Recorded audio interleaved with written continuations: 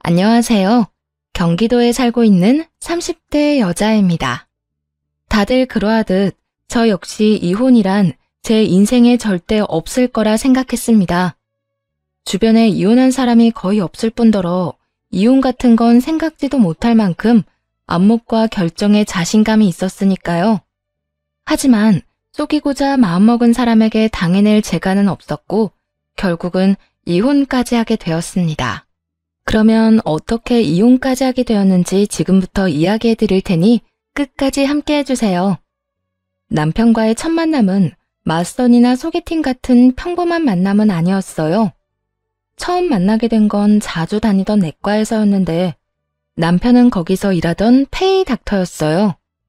환절기엔 비염을, 겨울엔 감기, 여름엔 냉방병을 달고 살다 보니 자연스럽게 내과에 가는 일이 많았고 어느 날부터 남편에게 연락이 오더라고요.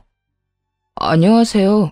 이러면 안 되는 것 아는데 제가 정말 이렇게까지 하지 않으면 너무 후회할 것 같아서 염치 불구하고 연락드렸어요. 다름이 아니라 너무 마음에 들어서 그러는데 밖에서 따로 차라도 한잔하면 안 될까요? 갑작스럽게 이런 연락드려서 죄송합니다. 너무 마음에 들어 염치 불구하고 했다는 연락, 그 연락이 너무나도 특별하게 느껴지더라고요. 이런 연락을 받게 된 저 역시 이걸 놓치면 후회할 것 같았고요. 그렇게 남편을 밖에서 따로 보게 되었고 그 만남을 시작으로 사적으로 만나는 사이가 되었죠. 자라는 내내 부족함 없이 자란 저와는 달리 남편은 힘들게 자란 듯 하더군요. 시골에 계시는 부모님, 그런 부모님의 뒷바라지로 힘들게 된 의사, 그런 남편이 학자금 대출을 다 갚고 이제서라도 부모님께 도움이 될 수 있어 참 기쁘다며 웃어 보이던 모습이 못낼 기억에 남았죠. 집안 차이는 컸지만 남편의 그 수더분하고 성실한 모습이 참 좋았습니다. 비록 지금은 가진 것이 없어 조금 힘이 들지라도 언젠가는 저 성실함으로 누구보다 앞선 생활을 할 수 있을 거란 확신이 있기도 했죠. 아니, 앞설 필요도 없이 저렇게만 살아준다면 제자리 걸음을 하더라도 한평생 믿고 살아도 되겠다 싶었어요. 이런 남편에 대한 확신에 결혼까지 마음먹게 되었고 제가 결혼 이야기를 꺼내자 남편은 처음엔 꺼려하더라고요. 이유는 집안 차이 때문이었어요. 아무래도 난 결혼은 시기상조인 것 같아. 어? 왜? 우리 나이도 있고 1년 넘게 만났으면 연애도 적당히 한 것 같은데 왜 시기상조라고 생각해? 잘 알잖아, 우리 집. 자기 집이랑 차이 크게 나는 거. 거기에다 나 아직 결혼할 준비도 안 돼 있어. 아니, 안 된 거 정도가 아니라 아예 아무것도 없어. 나는 이런데 자기는 뭐든 다 완벽하게 준비되어 있잖아. 괜히 나 같은 놈한테 시집와서 자기 고생하는 거 싫어. 별 걱정을 다 한다. 나 자기한테 시집가도 고생 안 하고 살 자신 있어. 그러니까 결혼까지 생각하는 거 아니겠어? 지금은 자기가 힘든 시간을 보내고 있을지는 몰라도 난 자기가 지금처럼 성실하고 욕심 없이만 살아가면 머지않아 빚 볼 날이 올 거라고 믿어. 그러니까 그 빚 함께 보자. 나도 자기가 빛나는 순간에 함께하고 싶어. 가족으로 말이야. 결혼을 꺼리는 남편의 모습에 더 확신했던 것 같아요. 혹시라도 딴 마음이 있는 사람이라면 어떻게 해서든 저와 결혼하려고 온갖 수를 다 썼을 텐데 남편은 그러지 않았으니까요. 그래서 남편을 여러 차례 설득했고 결혼까지 하게 되었죠. 결혼을 하고 나니 더 행복하더라고요. 무엇보다 시댁 식구들이 참 좋았어요. 시부모님들은 말 그대로 사람 좋다는 말이 절로 나오는 사람들이었는데 특히 시모는 싫은 소리 한 번 하지 못하는 사람이었고 저만 보면 우리 딸이라고 하며 챙겨주기 바빴습니다. 그것이 전부 정해진 각본에 짜여진 연기라는 것을 알게 된 건 결혼하고 난 후 정확히 1년이 지난 시점이었어요. 언제부턴가 남편이 개헌 이야기를 꺼내기 시작하더라고요. 동기 중에 민철이 알지? 걔도 개헌을 했다네. 그래서 하는 말인데 나도 이번엔 하고 싶어. 나도 당신 심정 이해하지. 그런데 여보, 우리 아직 개헌은 무리야. 대출도 많이 받아야 할 테고 그러면 생활이 얼마나 부담스럽겠어. 그렇게까지 무리하면서 개헌하는 거 나는 반대야. 평소엔 이렇게 반대를 하면 남편도 제 뜻을 따라주곤 했는데 이날따라 언성까지 높이며 어린애처럼 막무가내로 우기기 시작하더라고요. 말 꺼낼 때마다 안 된다, 반대다. 그럼 나는 언제 개헌할 수 있는데? 다들 빚내서 개헌해. 당신 말대로 개헌하는데 돈이 적게 드는 것도 아니고 어떻게 가진 돈으로만 할 수가 있겠어? 그 정도는 다 감수하고 하는 거라고.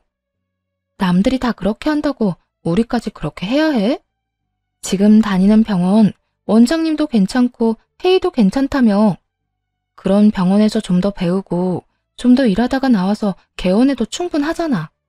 다른 때는 안 그러더니 왜 이렇게 개헌을 못해서 안달이야? 안달? 당신은 무슨 말을 그렇게 해? 그리고 나랑 친했던 동기들은 다 개헌해서 떵떵거리면서 사는데 내가 마음이 안 조급하겠어? 이런 내 마음 당신이라도 좀 이해해주고 내가 힘들게 말 꺼내면 그래, 해보자고 좀 해주면 안 돼? 나도 그렇게 하고 싶지.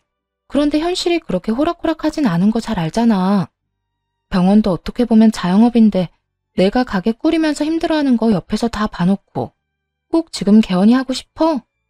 조금 더 금전적으로 여유가 있을 때 해야 당신도 마음에 여유가 있고 심적으로 여유가 있어야 환자들 돌볼 때 더 좋을 거 아니야. 무리해서 개헌하면 마음은 조급한데 환자가 눈에 들어오겠냐고. 아, 됐어.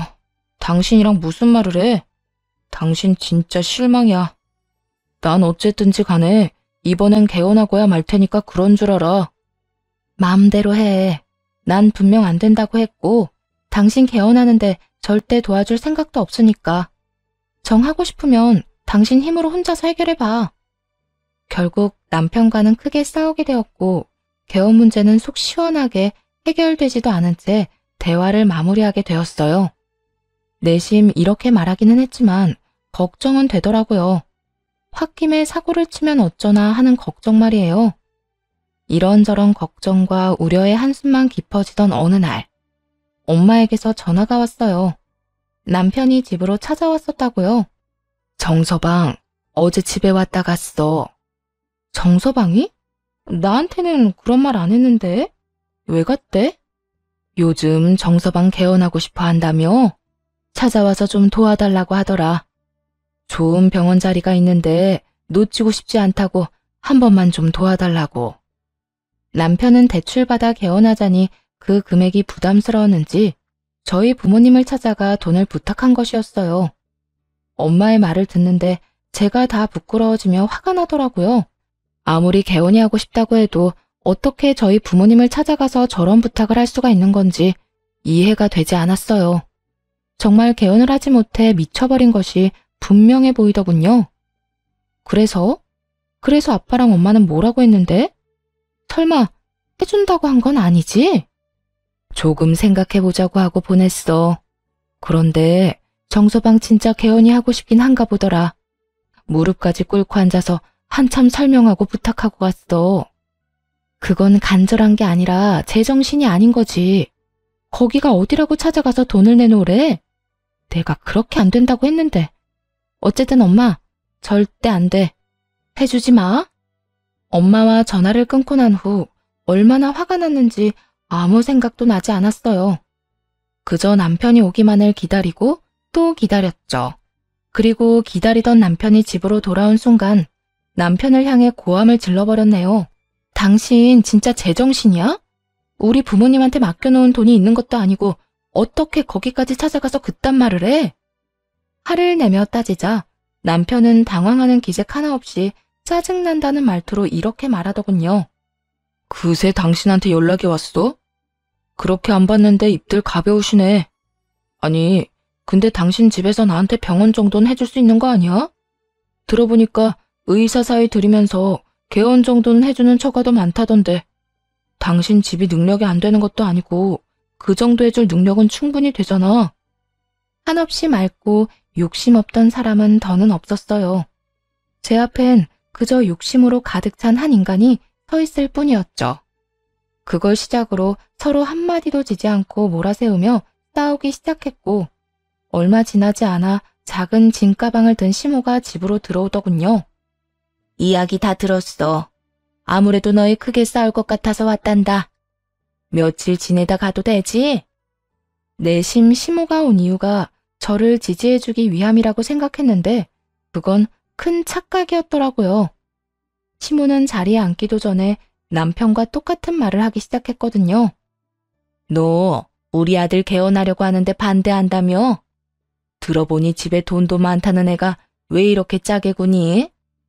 1년이나 살았으면 네 집 내 집 할 것 없이 가족 아니니? 우리 아들 기 그만 죽이고 네 친정에 말해서 빨리 개원해 주거라. 그제서야 깨달았어요. 이 모습들이 이 인간들의 참모습이라는 걸요. 그 사실을 깨닫자마자 더는 시모에게 친절하게 대할 필요가 없다고 생각했어요. 이 말도 안 되는 요구를 딱 잘라야겠다고도 생각했죠. 저희 부모님 돈이 제 돈도 아니고 전 부모님 돈으로 개원 같은 거 해줄 생각 전혀 없어요. 그러니까 더는 이런 말도 안 되는 소리 하지 마세요. 당신도 마찬가지야.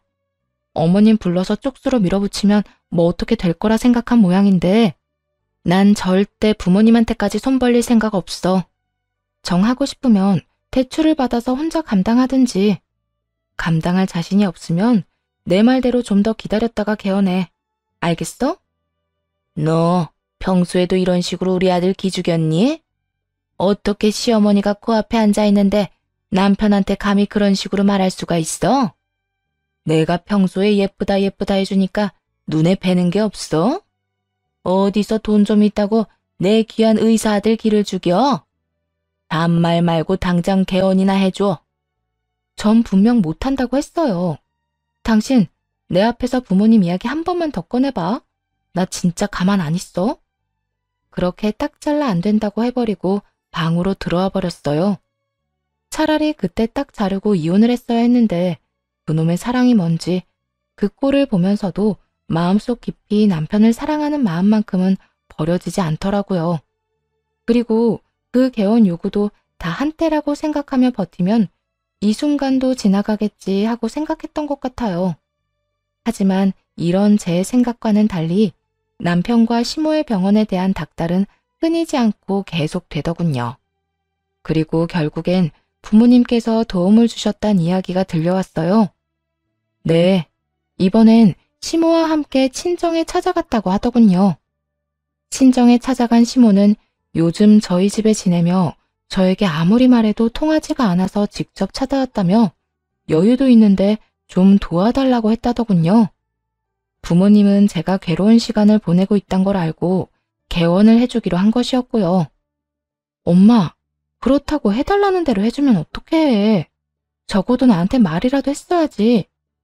죽을 때 돈 싸가지고 가는 것도 아니라고 생각하니까 그렇게 큰 돈도 아니었어. 그리고 우리 돈 들어간 건 우리 명의로 다 계약했어. 딸, 얼마나 자기 병원이 가지고 싶었으면 저러겠어. 너 정서방이랑 이혼할 수 있어? 그것도 아니잖아. 그러면 그냥 앞으로 열심히 해봐라 하고 별말 하지 마.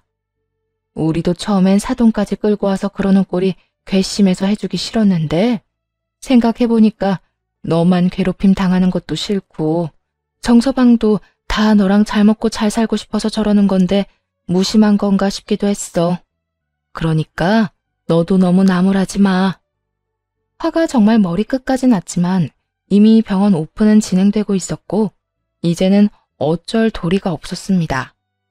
엄마 말대로 이왕 이렇게 된 거 잘해보라는 말을 해줄 뿐이었죠. 아, 이왕 이렇게 된 거 잘해봐. 열심히. 여보, 고마워. 난 당신이 끝까지 화만 낼 줄 알았는데. 속은 부글부글 끓고 있거든. 그런데 벌써 사고는 다치고 돈은 돈대로 다 썼는데 이제 와서 화내봤자 뭐해.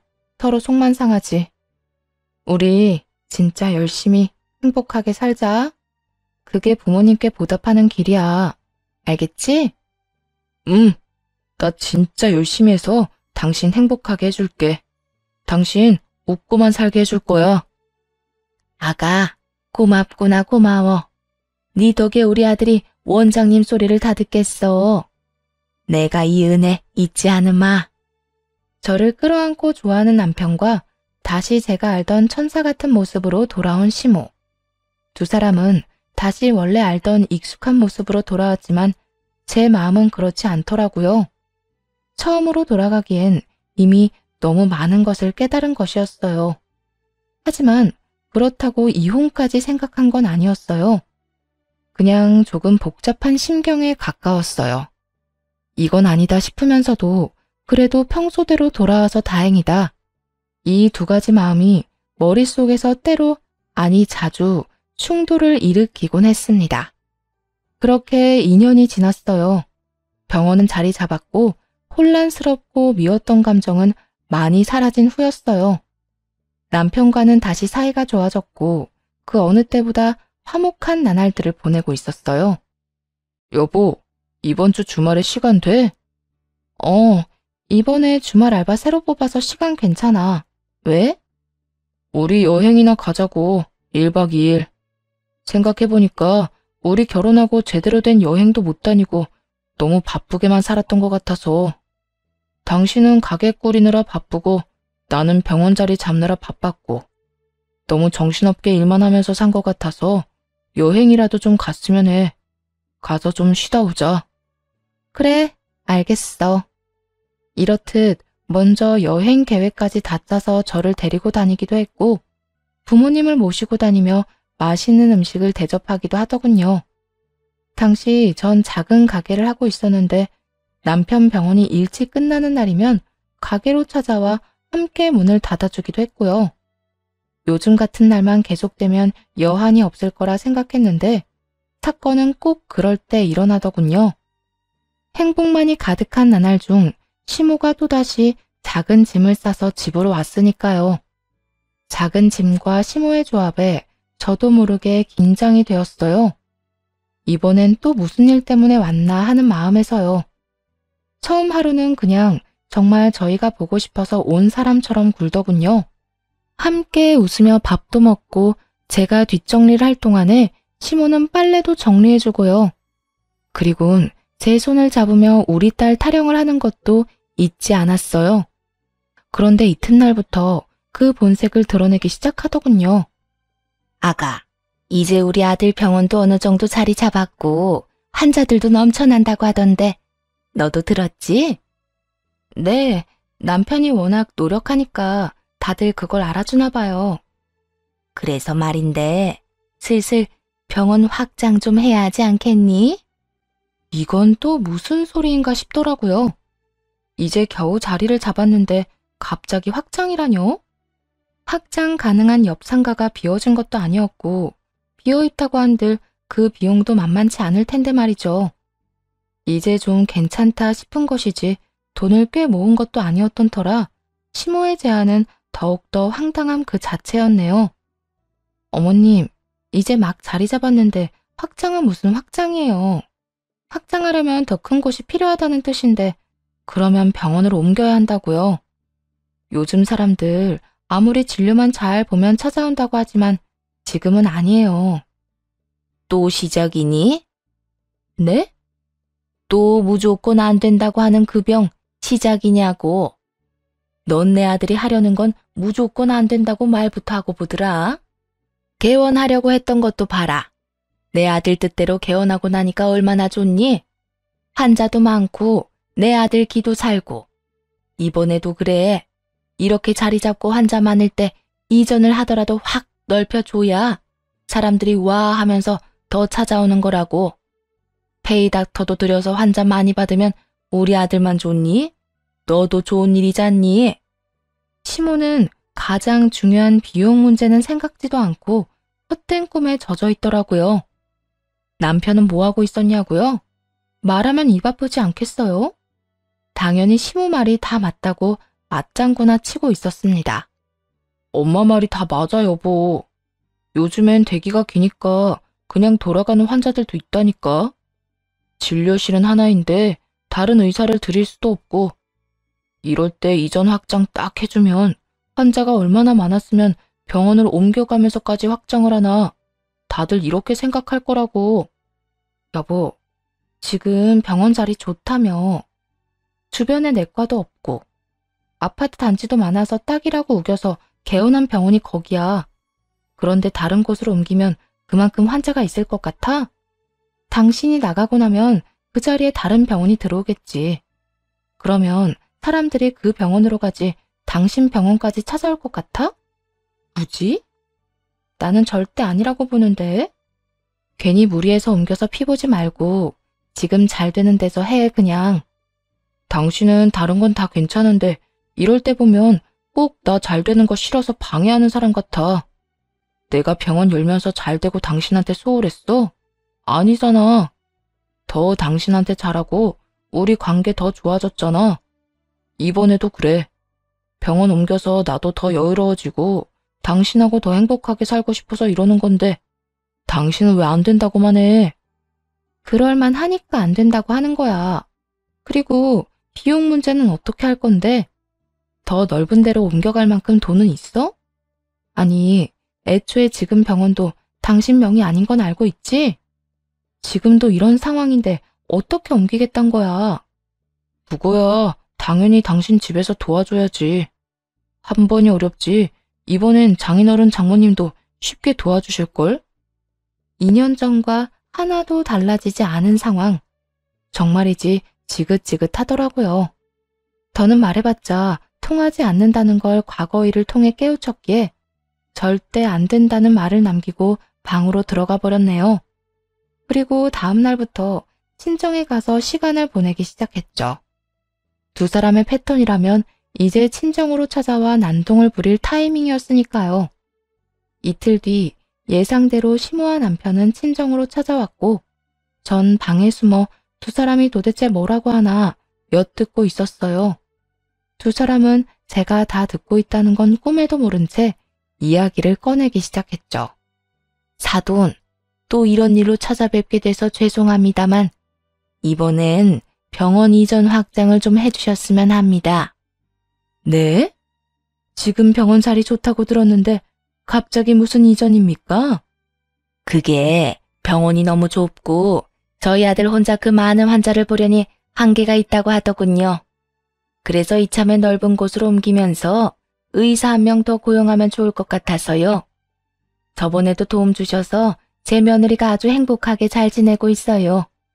이번에도 도움을 주시면 다른 누구보다 제 며느리가 참 행복할 것 같은데요.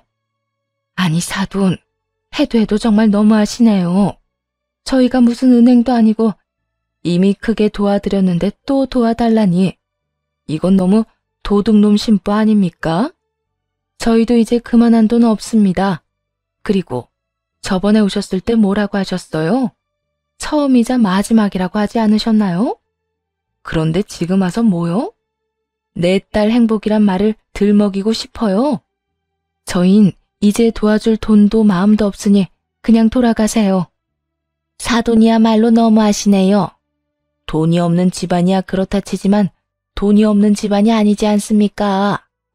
그런 집에서 돈 좀 더 마련하는 게 힘든 일도 아닐 텐데 어찌 이렇게 무자르듯 딱 잘라 안 된다고 하세요? 정 없으면 이 집이라도 담보대출 받아서 도와주시면 되시잖아요. 다른 것도 다 화가 났지만 부모님이 한평생 사신 집을 거들먹거리는 시모의 말을 듣는데 더는 참을 수가 없더라고요. 바로 문을 열고 나가 고함을 질렀어요. 그만하세요. 이 집이 어머님 집이에요? 아니면 이 집 살 때 돈 한 푼 보탠 적 있어요? 어디 감히 함부로 이 집을 입에 올려요? 감히? 너야말로 감히 이 시어미한테 말버릇이 그게 뭐니? 그리고 너 언제부터 거기 있었니? 설마 우리 올까봐 여기서 기다리고 있었니? 이렇게 파투 내려고? 네, 분명 여기 와서 이럴 것 같아서 계속 기다리고 있었어요. 그런데 정말 왔네요? 설마 했는데 진짜 오는 거 보고 얼마나 황당했는데요. 제가 이 자리에서 확실하게 말할게요. 더는 저희 부모님 주머니에서 돈 나오는 일 없어요. 그러니까 그런 줄 알고 돌아가세요. 당신 얼른 어머님 모시고 가. 가서 어머님 짐 가지고 집에 데려다 주고 와. 단호한 저의 태도에 이번엔 남편이 나서더군요. 여보, 그러지 말고 한 번만 더 도와줘, 응? 당신이 허락하면 장인어른 장모님도 도와주실 거 아니야. 내 말 못 들었어? 안 된다고 했지? 왜 안 되는데? 나 정말 잘할 자신 있다니까. 안 되는 이유는 충분히 많이 설명했어. 더는 말할 힘도 없으니까 잘 떠올려 봐. 한 번만 더 여기 찾아와서 이상한 말 하잖아? 그러면 나 당신이랑 이혼할 거니까 그런 줄 알아. 여보. 그래. 내가 당신 여보라고. 그 여보 소리 계속하고 싶으면 그 헛된 꿈 버려. 어머님 데리고 나가라는 말 못 들었어? 당장 나가. 그렇게 이혼까지 입에 올리며 남편에게 당장 나가라고 했고, 남편은 그제야 제 화를 체감했는지 허겁지겁 시모를 데리고 나가더군요. 두 사람이 나가고 난 후 부모님께 얼마나 죄송한지 눈물이 다 나더라고요. 이런 꼴이나 보이려고 그 큰 도움을 받은 것이 아니었는데 하는 생각에 말이에요. 아빠, 엄마, 미안해. 내가 진짜 면목이 없다. 잘 사는 모습 보여줘도 모자랄 판국에 매번 이런 모습이나 보이고. 딸, 우리는 괜찮아. 우리는 도리어 네가 속 시원하게 할 말 다 하고 사는 것 같아서 안심되던데. 한편으론 통쾌하기도 하고 말이야. 그래, 엄마 말이 맞다. 사돈 성격이 보통이 아니어서 네가 기죽어 살면 어쩌나 했는데 그건 아닌 것 같아서 다행이다. 우리 걱정은 하지 말고 너 하고 싶은 대로 하고 살아. 그렇게 말해줘서 감사해요. 그런데 아빠, 엄마, 이번엔 절대 도와주면 안 돼. 아니, 앞으론 문도 열어주지 마. 알겠지? 나 이혼하는 한이 있어도 더는 이런 식으로 안 살 거야. 그래, 알겠어. 우린 네가 뭘 어떻게 한다고 해도 네 편이니까 네가 하라는 대로 할게. 걱정하지 마. 그렇게 두 분의 다짐을 받아내고 집으로 돌아갔더니 시모도 시모의 짐도 없더라고요. 물론 남편도 없었어요. 조용한 집에서 혼자 참 많은 생각을 했던 것 같아요. 그중 가장 큰 생각은 아직까지 내가 남편을 사랑하나였어요. 오랜 시간 생각해보니 더는 사랑이란 감정은 남아있지 않는 듯 했고요. 이혼할 준비가 드디어 된 것이었죠. 그렇게 마음속으로 이혼에 대한 충분한 생각을 하고 있는 동안 두 사람이 지나치게 조용하더라고요. 아무리 이혼으로 입막음을 했다고 한들 여태 경험해본 바론 원하는 걸 얻을 때까지 난리를 피워야 하는데 두 사람은 조용해도 너무 조용했어요. 심지어 다시 작은 짐을 싸들고 집으로 왔는데도 불구하고 말이죠. 시모는 저에게 당한 망신을 시집살이로 풀어내기로 작정한 듯 온갖 트집을 잡을지언정 절대 병원 이야기만큼은 입 밖으로 꺼내지 않더라고요. 그저 상대하기도 귀찮은 트집만이 계속될 뿐이었어요. 너 빨래를 도대체 어떻게 하길래 이렇게 냄새가 나는 거니? 그거 섬유유연제 냄새예요. 저도 그 냄새 싫어하는데 어머님 아들이 그 냄새 아니면 싫다고 해서 쓰는 거니 정 거슬리면 어머님 아들한테 말하세요. 이런 시비라든지요. 음식간이 영 엉망이구나. 오늘은 가게 가지 말고 나한테 음식간 맞추는 거나 좀 배우거라. 기억 안 나세요? 이거 그저께 어머님이 만든 반찬이잖아요. 그리고 어머님, 이 음식 간 제 입맛에도 안 맞아요. 오늘은 어디 가지 마시고 유튜브 같은 거 보시면서 음식 간 하는 거 좀 연습하세요.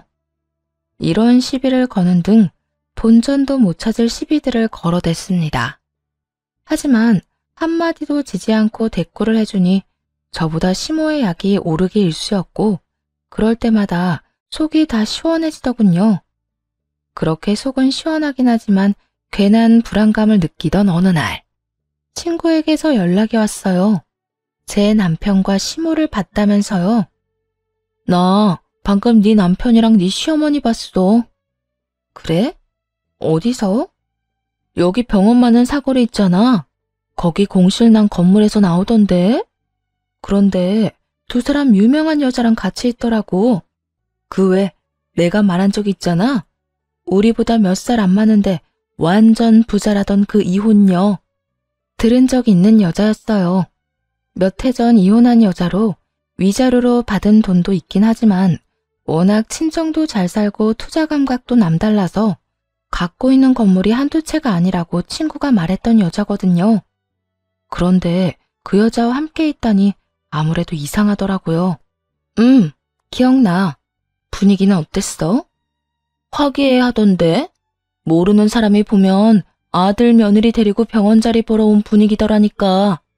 그 여자 네 시어머니한테 꼬박꼬박 어머님 어머님 하면서 팔짱까지 끼고 다니더라니까. 아무래도 이상하니까 좀 알아봐. 그날 밤 전 남편의 휴대전화를 살펴봤습니다. 다행히 저와 연애할 때부터 해놓았던 그 패턴 그대로이더군요. 이런저런 대화들을 살펴보는데 단연 눈에 띄는 대화가 있었어요. 바로 친구가 봤다는 그 여자와의 대화였어요. 남편은 그 여자에게 자신이 이혼했다고 속였더라고요. 그 내용이 얼마나 기가 막히는지 말문이 턱 하고 막히더군요. 상훈 씨는 재혼 생각은 있으신 거예요? 저도 그렇고 주변에 보면 상대방 외도로 인해서 이혼하고 나면 다른 사람을 못 믿겠다고 재혼 생각도 없다고들 하던데. 저도 처음엔 그랬어요. 그래서 이혼하고 다른 사람 만난 적도 없고요. 그런데 희연 씨 만나고 난 후에 그 생각이 바뀌었어요. 희연 씨라면 과거 아픔을 털어버리고 다시 시작할 수 있을 것 같아요. 희연 씨는 어때요? 저도 상훈 씨라면 용기 낼 수 있을 것 같아요. 말했다시피 전 남편 외도 때문에 상처가 커서 남자는 아예 만나지도 않았거든요. 그런데 상훈 씨라면 믿을 수 있을 것 같아요. 어머님도 너무 좋으시고요. 저를 무슨 불륜이나 저지른 전부인으로 만들었더라고요. 심지어 이혼도 하지 않았는데 말이죠. 더 기가 막힌 게 무엇인지 아세요? 두 사람이 처음 만난 장소, 남편이 이 여자에게 접근한 멘트예요. 네, 그래요. 두 사람이 처음 만난 장소는 남편의 병원으로 남편이 이 여자에게 처음 보낸 메시지의 내용은 저 때와 완전 똑같더라고요. 그 순간 온몸에 소름이 돋으면서 이상한 생각이 스쳐 지나갔어요. 전 바로 남편이 저장한 연락처들을 살펴봤고 그곳엔 이름과 함께 메모가 되어 있었어요. 메모의 내용은 여자들이 사는 아파트명과 차량명이었고요. 환자 정보를 통해 알아낸 주소로 좋은 아파트를 골라낸 후 연락을 해 만난 여자들의 차량을 기억하기 쉽게끔 연락처 저장하는 곳에 따로 메모해 둔 것이었죠. 저 역시 그런 여자 중 하나였고 말이에요. 당시 부모님 집에 살던 제가 남편에게 걸린 것이고 실제로 만난 여자 중에 제가 남편의 기준에 제일 적합했던 것이었습니다. 그래서 제 앞에서는 욕심이란 전혀 없고 수더분한 모습으로 일관하며 이렇게 결혼까지 한 것이었죠. 그런데 막상 결혼하고 나니 제가 남편의 뜻대로 남편에게 투자를 해주지 않았고 매번 뭔가 하려고 할 때마다 시비를 걸고 나서니 딴 여자를 찾아 헤맸던 것이었고요. 그렇게 해서 걸린 사람이 이 여자였고 말이죠. 아무래도 더 큰 계획이 있는 것 같아 다시 두 사람의 대화를 살펴보았어요. 아니나 다를까 병원 이야기가 오가고 있더라고요. 상훈 씨, 오늘 보고 온 병원 자리는 어때요? 평수도 적당하고 위치적으로도 딱인 것 같던데. 어머니도 거기가 제일 좋다고 하시긴 했는데 아무래도 다 마음에 드니 가격이 좀 부담스럽긴 하더라고요. 지금 있는 병원 처분해도 많이 모자라서요. 돈은 걱정하지 말아요. 어차피 우리 결혼하면 그 돈이 그 돈인데 투자한다고 생각하죠 뭐. 부부 사이에 돈 떼먹을 것도 아니잖아요. 정말이요? 하지만 너무 큰 금액인데 너무 염치가 없어서요. 그렇게 말하면 나 섭섭해요. 성훈 씨 병원 정리되는 대로 나한테 갚아주고 그 뒤론 병원 수익에서 이자까지 챙겨서 다 가지고 갈 거니까 그런 말 하지 말고 병원만 생각해요. 고마워요 정말. 내가 앞으로 정말 잘할게요. 후회하지 않게. 어떤 면에선 참 한결같은 남편의 모습이었어요. 이래서 작정하고 속이려고 들면 속지 않을 방도가 없다고 하나 봐요. 저나 이 여자나 남편과 시모가 짜고 치는 판에 놀아난 불쌍한 희생양이었죠. 모든 것을 다 살펴본 전 여자의 번호를 따로 저장했어요. 그리고 다음날 바로 그 여자를 만났네요. 처음에는 제 말을 믿지 못하던 여자도 보는 앞에서 남편과 통화를 하는 모습까지 보여주자 그제야 저를 믿더라고요. 그러니까 성훈 씨가 이혼한 게 아니라 지금 외도를 저지르고 있단 말이네요? 그것도 저랑? 네, 맞아요. 아직 그 남자 저랑 호적 정리는커녕 이혼 이야기도 나오지 않았어요. 병원 확정해달라길래 제가 이혼 이야기는 꺼낸 적이 있지만 서로 이혼에 대해서 진지하게 말해본 적은 없어요. 그 인간 엄마 지금 잘해주죠? 그런 천사 같은 사람이 또 없다 싶죠? 그거 다 연기하는 거예요. 병원 개원할 때도 그랬고 지금도 그렇고요. 제가 마음대로 움직여주지 않으니까 제 친정까지 찾아가서 난동까지 피우더라고요. 어머, 정말 놀랍네요. 어떻게 된 사람들이 그딴 짓까지. 아시겠지만 제 전 남편도 인간 이하였는데 그 인간들은 더 심한 쓰레기들이네요. 그러니까요. 그냥 당하고 있을 수만 없어서 이렇게 찾아왔어요. 아무래도 우리 두 사람 제대로 되갚아줘야 할 것 같아서요. 그렇게 저희 두 사람은 복수 계획을 세우기 시작했어요. 우선 이혼녀는 남편에게 하루빨리 결혼하자고 조르기 시작했습니다. 결혼만 하고 나면 병원 개원은 무조건 해주겠다는 남편으로선 물 수밖에 없는 미끼를 던지면서요. 마음이 급해진 두 사람은 저에게 폐악질을 저지르기 시작하더군요. 당신 진짜 집안일 이따위로밖에 못해? 오죽했으면 우리 엄마가 아버지를 혼자 두고 이렇게 우리 집에서 지내겠어. 내가 뭘 어쨌다고 시비야. 어머님이 집에 안 가고 우리 집에 이러고 있는 것도 내 탓이라고 하는 건 나 너무 억울한데? 난 단 한 번도 어머님 가지 말라고 붙잡은 적 없어. 어머님이 좋다고 저러고 있는 걸 나보고 어쩌라는 거야? 당신이 집안 꼴을 이따위로 만들잖아. 옷은 아무데나 던져져 있고 설거지도 쌓여있고 말이야. 치매니? 복도에 던져진 저 옷도 당신 옷이고 설거지 쌓인 것도 당신이 라면 먹은 냄비잖아. 어지른 건 당신인데 왜 애먼 사람한테 시비 걸어? 이런 건 당연히 여자가 해야 하는 일이니까 잔말 말고 당장 다 치워. 남편은 이날따라 작정이라도 한 듯 끊임없이 말도 안 되는 트집을 잡으며 시비를 걸어오더군요. 시모도 마찬가지였어요. 우리 아들이 틀린 말 하는 것도 아닌데 무슨 군말이 이렇게나 많아? 얼른 집 정리부터 하거라. 누가 어질렀든 치우는 건 여자 몫인 거야. 여기 여자는 어디 저뿐인가요? 어머님도 여자잖아요. 그렇게 보기 싫으면 어머님이 치우세요. 뭐야? 너 진짜 내가 만만하니? 어디 시어머니한테 그딴 말을 해? 할만하니까 하는 거 아니겠어요? 허락도 없이 저희 집에서 먹고 살면서 온갖 트집이란 트집은 다 잡고. 입장 바꿔서 생각해 보세요. 어머님 같으면 제 눈에 어머님이 곱게 보이겠어요? 거기에다 어머님 아들이 하는 꼴 좀 보세요. 당장 이 집에서 두 사람 내쫓지 않는 것만 해도 다행이라고 생각하세요. 뭐야? 이젠 아주 집까진 유세까지 부리는구나. 내가 이딴 꼴이나 보려고 이날 이때껏 살았어. 이딴 꼴까지 보기 싫으면 아버님이 기다리고 있는 어머님 집으로 가세요. 그러면 다 해결되는데 무슨 부귀영화를 누리겠다고 여기서 이러고 계세요? 시모는 뒷덜미를 잡고 넘어가기 직전이었고 남편은 크게 화를 내기 시작했어요. 겉으론 기분 나쁜 척을 했지만 분위기를 극한까지 몰고 가는 두 사람을 보며 속으론 오늘이구나 하는 생각으로 신나게 그 장단에 맞춰주었죠.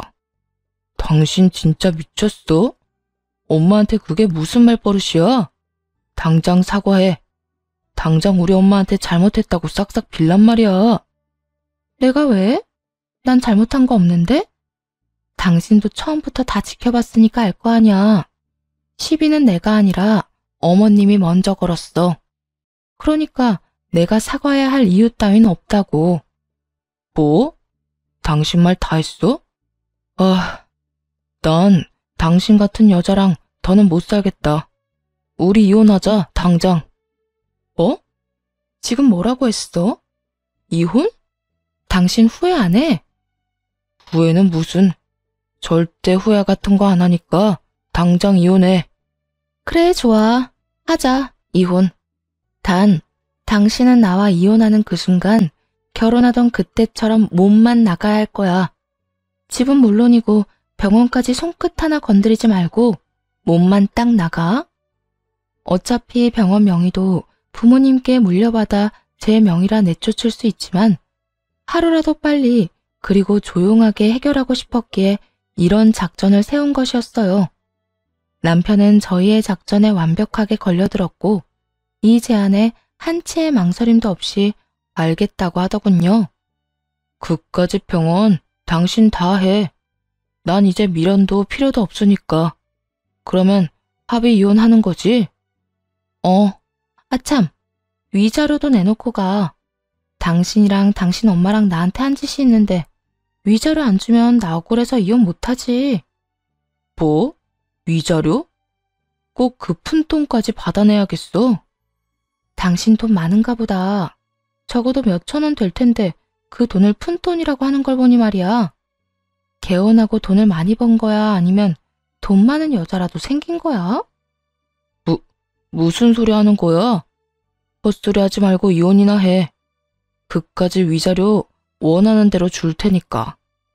정곡이 정확하게 찔린 남편은 위자료까지 약속하더군요.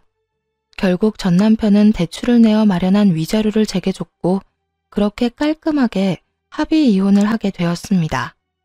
저희의 계획은 성공적으로 이루어진 것이었죠. 그리고 대망의 마지막 마무리가 남았고요. 그건 바로 둘이 함께 전 남편을 만나러 가는 것이었어요. 그날은 피날레의 날답게 전 남편이 침 흘렸던 상가를 계약하던 날이었는데 약속 장소에 도착하니 잔뜩 들뜬 전시모도 함께 있더라고요. 전시모와 마찬가지로 전 남편 역시 한껏 들뜬 모습이었는데 저희가 함께 있는 모습을 발견하곤 얼굴이 타색이 되어 가더군요. 두 사람이 어떻게 같이 여기로 오는 거야? 휘연 씨, 어떻게 된 일이에요? 보면 몰라? 나 당신 휘연 씨랑 아는 사이야. 정확히는 당신 때문에 아는 사이지. 당신이 나랑 이혼도 안 했으면서 이혼남이라고 속이고 다닐 때 내가 휘연 씨 만나서 모든 사실을 다 알려줬거든. 사실 난 바람 피운 적도 없고 우리가 이혼한 적도 없다. 내 남편이 당신을 불륜녀로 만들고 있다고 말이야. 전 남편은 마땅한 변명거리도 생각나지 않는지 눈만 껌뻑이며 저와 여자를 보고 있더라고요. 여자는 그런 전 남편의 모습이 더 화가 난다는 듯 전 남편에게 다가가 손을 올려붙였어요. 이 쓰레기 같은 인간아, 사람 마음 가지고 장난치니까 즐거웠어? 너 같은 인간은 분리수거도 안 돼, 알아? 너 앞으로 이 바닥에 얼씬도 하지 마라. 이 근처에서 얼굴 내밀고 다니잖아? 내가 진짜 가만 안 둬? 이혼녀는 전 남편이 뭐라 말할 틈도 없이 자리를 떠버렸고 그런 여자의 뒤를 전시모가 뒤따르더군요. 전 남편은 저를, 전시모는 그 여자를 설득하기 위함이었어요. 이럴 거라 미리 예상하고 계획을 따로 세운 것도 아니었을 텐데 역할 분담 하나는 참 잘한다는 생각마저 들더군요. 전 남편은 자신이 맡은 역할에 충실하게 저에게 무릎을 꿇고 빌더라고요. 여보, 내가 다 잘못했어. 난 정말 이렇게까지 할 생각은 아니었는데 다 엄마가 시켜서 그랬어. 엄마가 다른 여자 만나서 더 큰 병원으로 옮기면 나한테 다 좋을 거라고 그래서 당신한테 섭섭하기도 하고 화나기도 하고 그래서 그랬던 거야. 내가 정말 미안해. 잘못했어. 나한테 빌긴 왜 빌어? 이미 우리 이혼한 거 다 잊었어? 나한테 이러고 빌 필요도 없어.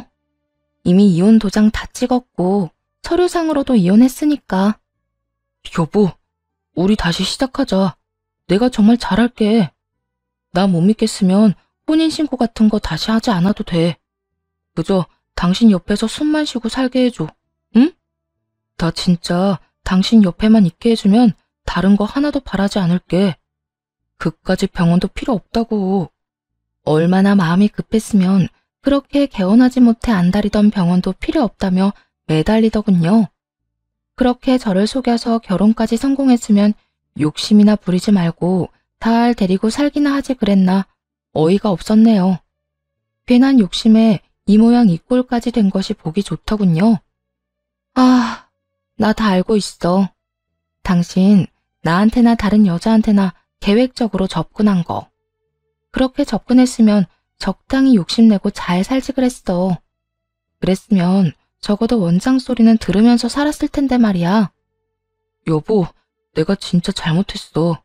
당신 말대로 나 계획적으로 접근했던 것도 맞고 과한 욕심 부린 것도 인정할게. 앞으로는 절대로 안 그래.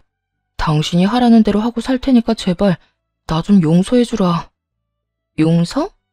내가 당신이 이렇게 빈다고 용서 같은 걸 할 거였으면 애초에 이런 일까지 벌이진 않았어. 난 당신 절대로 용서할 생각 없고 2번 다시 당신 보고 싶지도 않아. 그러니까 구질구질하게 이러지 말고 앞으로 어떻게 살지 그 계획이나 세워. 또 다른 여자 속일 생각은 하지도 말고 말이야. 전 남편은 제 앞에서 눈물까지 흘리며 매달렸지만 그런 전 남편을 뿌리치고 나와버렸어요. 밖으로 나오니 그 어미의 그 아들이라고 시모도 그 여자 앞에 무릎을 꿇고 빌고 있더라고요. 기현아, 그러지 말고 다시 한 번만 생각해 주려무나. 우리 아들이 거짓말한 건 맞지만 정말 이혼하려고 했었어. 지금은 완전히 이혼했고 말이야. 그러니까 지금은 우리 아들 이혼난 맞단다. 이혼